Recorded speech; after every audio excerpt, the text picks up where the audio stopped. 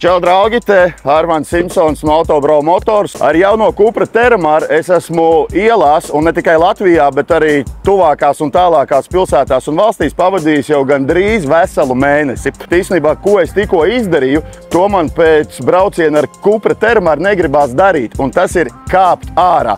Tāpēc, ka tās ir nevis otrās mājas, tās jau ir kļuvušas par pirmajām mājām maniem ikdienas darbiem un vajadzībām, kur es braucu.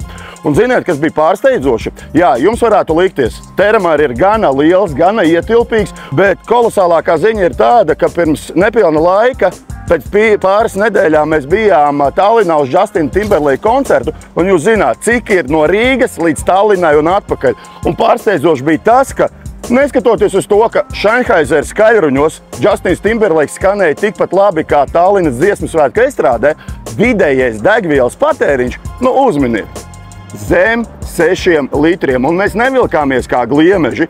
Svētkos jūs šo mašīnu varat piepildīt ar veselu ziedu dārzu, un vietas pietiks visiem, un tiks iepriecinātas ļoti daudz jūsu mīļās meitenes. Un tomēr izvērtējiet, varbūt arī jums gribētos kādreiz iekāpt pie Cupra Terramar stūres, jo otra tāda nav.